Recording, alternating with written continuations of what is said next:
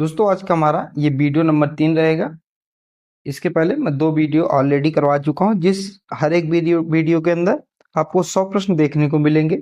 और मैं इस समय आधुनिक भारत के इतिहास करवा रहा हूँ। सारे प्रश्न जो है बहुत ही महत्वपूर्ण है। ट्रिक के साथ आपको मैं याद कराने की कोशिश करूंगा। चलिए शुरू करते हैं आज के हमारे पहले प्रश्न से। 2 वीडियो की प्लेलिस्ट बनी तो आप उसको जाके देख सकते हैं। तो आज का हमारा पहला प्रश्न है, अंग्रेजों ने अंतर्देशीय उपप्रवास अधिनियम कब पारित किया था? तो 1859 में किया था। अगला प्रश्न है, किस ब्रिटिश नीति के कारण लोग अमृतसर के जलियांवाला बाग में इकट्ठा हो गए थे? तो रॉलेट एक्ट के तहत जो है यहाँ पर क्या लोग इकट्ठा हो गए थे। अगला है, कैबिनेट मिशन में सदस्यों की कुल संख्या कितनी थी? तो कैबिनेट मिशन में सदस्यों की कुल संख्या 3 थी। यहाँ से उत्तर हो जाएगा 3। अगला है, रॉलेट एक्ट एक निवारक हत्या है, यह किसने कहा था? तो एडविन सैमुअल मेंट्यू ने कहा था। अगला प्रश्न है, सहायक संधि की व्यवस्था स्वीकार करने वाला प्रथम भारतीय मूल के शासक कौन थे? तो हैदराबाद के निजाम थे। अगला है, सहायक संधि प्रणाली किसके द्वारा तैयार की गई थी? तो लॉर्ड वेलेजली द्वारा सहायक संधि प्रणाली जो है तैयार की गई थी। अगला प्रश्न है हमारा, 1929 में भारत के लिए डोमेस्टिक स्टेट की घोषणा की थी, किसने की थी? डोमेस्टिक स्टेट की घोषणा किसके द्वारा? तो लॉर्ड इरविन के द्वारा की गई थी। अगला प्रश्न है, बंबई में खिलाफत कमेटी का गठन कब किया गया था? तो मार्च 1919 में किया गया था। अगला प्रश्न है, कॉर्नवालिस कोड का कब अधिनियमित किया गया था? तो ये 1900 जो है 1793 में अधिनियमित किया गया था। अगला है, एशियाटिक सोसाइटी ऑफ बंगाल की स्थापना किसने की? तो विलियम जोन्स ने की थी। कब की थी? ये 1784 में किया था, सर विलियम जोन्स ने।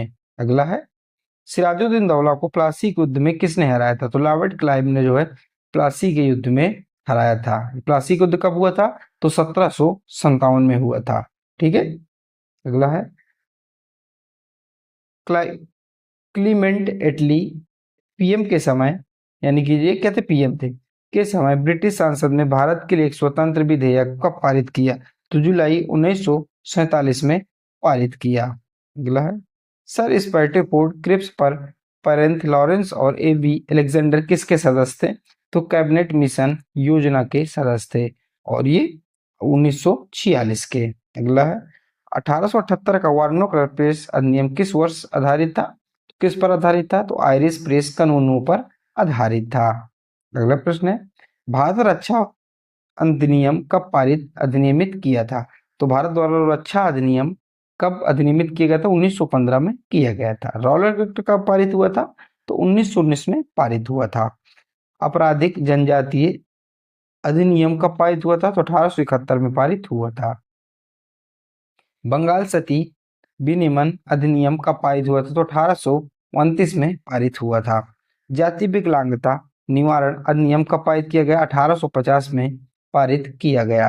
अगला है, भारत के प्रथम वायसराय कौन थे? तो लॉर्ड जो कैनिंग थे, ये भारत के प्रथम हमारे वायसराय थे। अगला है, 1947 के किस नियम में घोषणा की कि भारत में ब्रिटिश शासन 30 जून 1948 तक समाप्त हो जाएगा? तो भारतीय स्वतंत्रता अधिनियम के तहत। बिहार के पहले ब्रिटिश गवर्नर कौन थे? तो बिहार के पहले जो ब्रिटिश गवर्नर थे, ये कौन थे? सर जेम्स डेविड शिप्टन थे। अगला प्रश्न है हमारा, अगला कह रहा है, बिंद पर विजय प्राप्त कर अधिकार किसके द्वारा लिया गया? तो नेपियर के द्वारा लिया गया। अगला प्रश्न है, अफगानिस्तान के प्रति आक्रामक नीति अपनाने वाला राज्यपाल वायसराय कौन सा था? तो लॉर्ड लिटन था। किस बंदोबस्त के जमींदारों को एक निश्चित तिथि तक निश्चित राजस्व के लिए भूमि का स्वामित्व दिया जाता था? तो स्थायी बंदोबस्त में। अगला प्रश्न है, लिटन ने भारतीय शास्त्र नियम कब पारित किया था? तो लिटन ने जो भारतीय शास्त्र नियम है, ये 1878 में पारित किया था। अगला प्रश्न है, मूल निवासी विवाह नियम कब पारित किया गया था? तो 1872 में पारित किया गया था।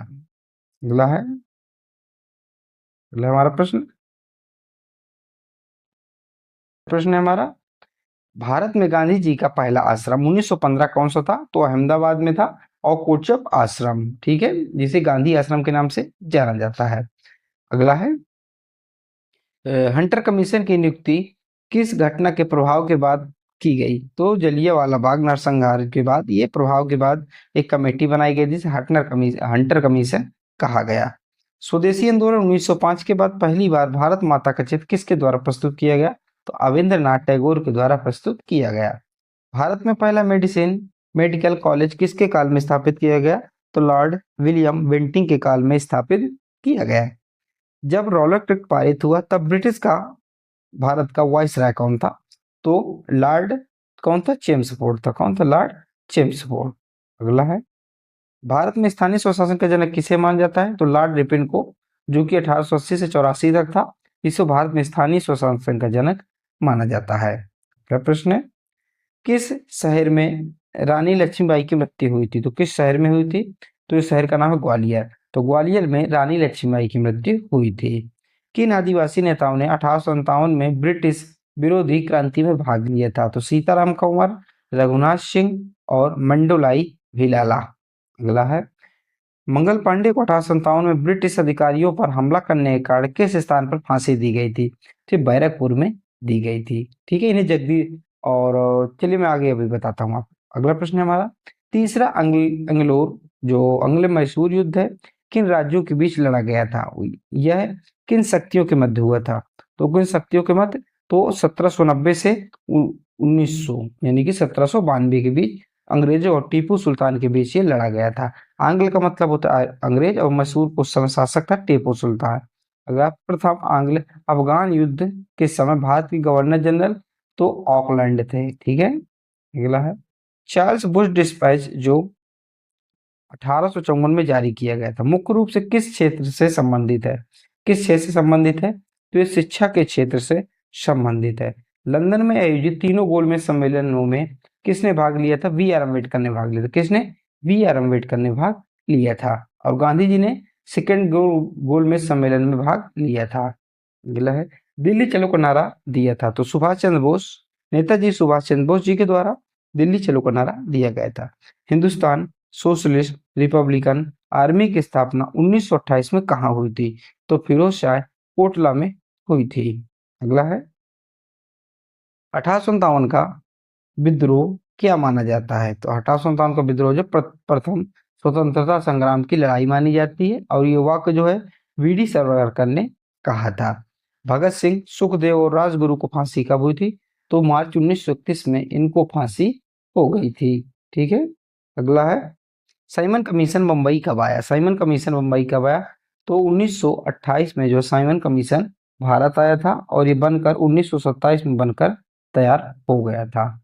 ठीक है, अगला प्रश्न है, मोतीलाल नेहरू सी आर दास ने अपनी कानूनी वकालत छोड़ दी तो असहयोग आंदोलन के दौरान जो है इन्होंने अपनी कानूनी जो वकालत है इन्होंने छोड़ दी थी। 2 वर्ष से चले आ रहे हथियारबंद आदिवासी संघर्ष को समाप्त करते हुए अल्लूरी सीताराम राजू को कब गिरफ्तार किया गया? तो मई जो 1924 में इनको गिरफ्तार कर लिया गया। रविन्द्रनाथ टैगोर ने नाइटहुड की उपाधि कब त्याग दी? तो जलियांवाला बाग हत्याकांड के बाद उन्होंने ये नाइटहुड की उपाधि त्याग दी। अगला है, पूर्वी गोदावरी क्षेत्र में कोया विद्रोह कब हुआ था? तो 1879 से 1880 में। औपनिवेशिक शासन के दौरान बाबा रामचंद्र ने किसान संघर्ष का नेतृत्व तो कहाँ किया था? तो ये अवध में किया था।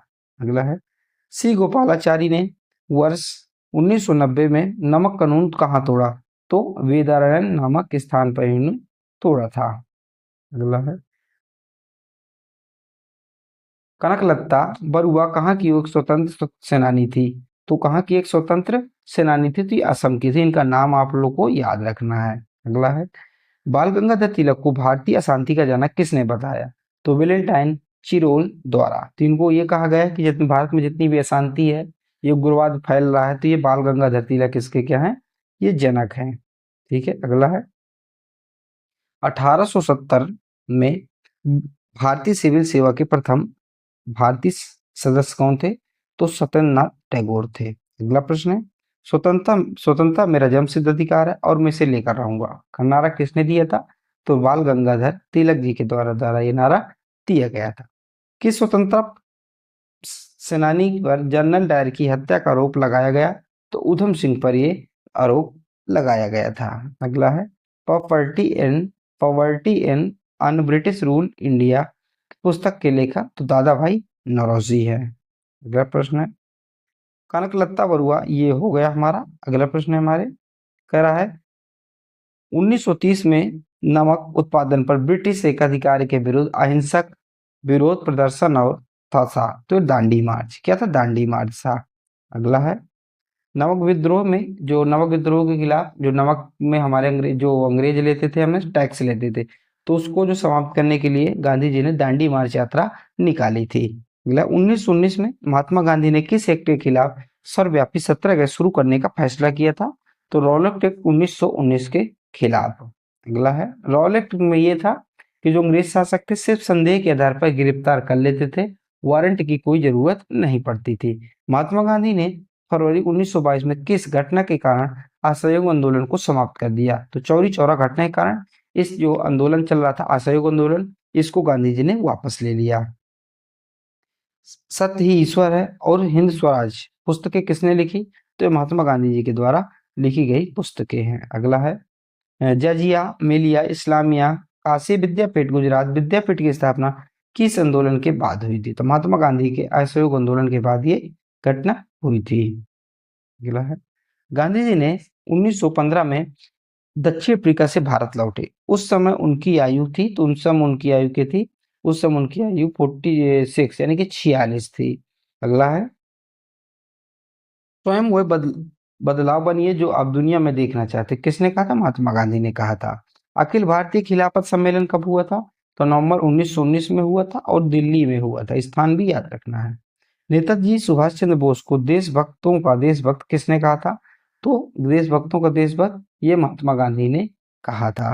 अगला है 1916 में भारतीय राष्ट्रीय कांग्रेस और अखिल भारतीय मुस्लिम लीग के बीच हस्ताक्षरित समझौते को क्या कहा जाता है? तो लखनऊ समझौता कहा जाता है। अगला है मोतीलाल नेहरू और चित्तरंजन दास ने किस वर्ष स्वराज पार्टी की स्थापना की? तो 1923 में जो है स्वराज पार्टी की स्थापना की। आप इसको क्या उत्तर आप इसका देंगे, ठीक है। अगला है बस्तर विद्रोह के शुरुआत कंगेर वन क्षेत्र से कब हुई थी? तो कंगेर वन क्षेत्र से कब हुई थी? तो शुरुआत कहाँ से? तो ये 1910 में हुई थी। 1921 में अवध के किसानों के साथ तुलुकदारों के विरुद्ध आंदोलन का नेतृत्व किसके द्वारा किया गया? तो बाबा रामचंद्र के द्वारा किया गया। पश्चिम बंगाल के किस क्रांतिकारी को ब्रिटिश द्वारा 18 वर्ष की आयु में फांसी पर चढ़ा दिया गया था? तो खुदीराम बोस को। किसको? खुदीराम बोस को मात्र 18 वर्ष की आयु थे और उन्हें फांसी पर चढ़ा दिया गया था। भारतीय राष्ट्रीय ध्वज पहली बार 1907 में किसके द्वारा फहराया गया? तो मैडम वीका जी कामा के द्वारा फहराया गया। दिल्ली दरबार में महारानी विक्टोरिया को कैसरे हिंदी की उपाधि किसके द्वारा प्रदान की गई? तो लॉर्ड लिटन के द्वारा प्रदान की गई। रेगुलेटिंग एक्ट 1773 किसे नियंत्रित करता है? तो ईस्ट इंडिया कंपनी के क्षेत्रों को नियंत्रित करता है, ठीक है। अगला है भगत सिंह और वटेश्वर दत्त ने स्मोक बम क्यों फेंका था? तो स्मोक बम क्यों फेंका था? क्यों? सार्वजनिक सुरक्षा, विधायकों के विरोध में और व्यापार विवाद, यानी कि उन्होंने ये इसलिए खाली बेंच पे उन्होंने बम फेंका था कि वो अपनी दबी हुई आवाज को अंग्रेजों तक पहुंचा सके। अनुशीलन समिति की स्थापना किसके द्वारा की गई थी? तो प्रमथनाथ मित्र के द्वारा की गई थी। बरेंद्र कुमार घोष, भूपेंद्र नाथ दच्चा, जतिन नाथ बनर्जी किससे जुड़े थे? अनुशीलन समिति से जुड़े थे। अगला प्रश्न है श्री अरविंद किस कांड में शामिल थे? तो अलीपुर बम कांड में ये शामिल थे। मराठी अखबार केसरी के संस्थापक और संपादक कौन थे? तो बाल गंगाधर तिलक। इसके संस्थापक और संस्थापक वो यानी कि संपादक थे। अगला है जनरल माइक ओ डायर को गोली किसने मारी? तो उधम सिंह ने गोली मारी थी इंग्लैंड जाके, ठीक है। मंगल पांडे ब्रिटिश सेना के किस डिवीजन से संबंधित थे? तो 34वीं इन्फेंट्री से संबंधित थे। अगला प्रश्न है पंजाब के अंतिम राजा महाराजा दिलीप सिंह 10 वर्ष की उम्र में पंजाब की गद्दी पर किस वर्ष बैठे थे? तो किस वर्ष बैठे थे? तो 1849 में बैठे थे। अहोम विद्रोह 1828 का नेतृत्व किसके द्वारा किया गया? तो गोमधर कुंवर द्वारा। प्रथम आंग्ल मैसूर युद्ध किन के बीच हुआ था? तो जो प्रथम आंग्ल मैसूर युद्ध है, सबसे पहले आप याद करिए डेट, 1767 से 69 के बीच हुआ था। अली के मध्य अंग्रेजों और हैदर, यानी कि हैदर अली के मध्य और अंग्रेजों के मध्य ये युद्ध हुआ था। ठीक है, ये हैदर इधर आएगा। अगला है, ब्रिटिश और हरमी के बीच किस संधि के कारण ब्रिटिशों को असम पर कब्जा करना पड़ा? बदायूं की संधि। यूरोप और भारत के बीच पहला टेलीग्राफिक कनेक्शन कब पारित किया गया? 1865 में पारित किया गया। अगला प्रश्न है, William Carey, Joshua मार्समैन, William ward किससे संबंधित है? तो श्रीरामपुरा मिशन से संबंधित है। अगला प्रश्न है, गांधी जी द्वारा कब लिखी गई थी? तो गांधी जी द्वारा हिंद स्वराज नाम पुस्तक जो 1919 में लिखी गई थी। अगला है, महात्मा गांधी दक्षिण अफ्रीका से वापस कब भारत आए थे?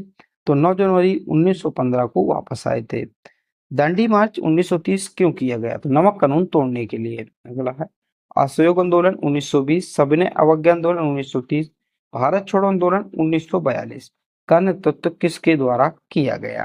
तो ये महात्मा गांधी जी के द्वारा ये सारे नेतृत्व किए गए थे। अगला प्रश्न है, साबरमती आश्रम, सेवाग्राम, टॉल स्टॉप फार्म किससे संबंधित है? तो महात्मा गांधी से ये संबंधित है। अगला है, गांधी के राजनीतिक गुरु कौन थे? तो महात्मा गांधी के राजनीतिक गुरु गोपाल कृष्ण गोखले थे। जब वो साउथ अफ्रीका में, तो उन्होंने वहीं से अपना राजनीतिक गुरु जो है गोपाल कृष्ण गोखले को मान लिया था। अगला है, भारत आने से पहले महात्मा गांधी किस देश में रहते थे? तो दक्षिण अफ्रीका में रहते थे और ये 1915 तक रहे हैं। 1893 से 1915 तक ये वहीं रहे हैं। ठीक है, तो आज के वीडियो हमारा खत्म होता है। अगर आपको अच्छा लगे तो लाइक कीजिएगा, सब्सक्राइब कीजिएगा। जय हिंद, जय भारत।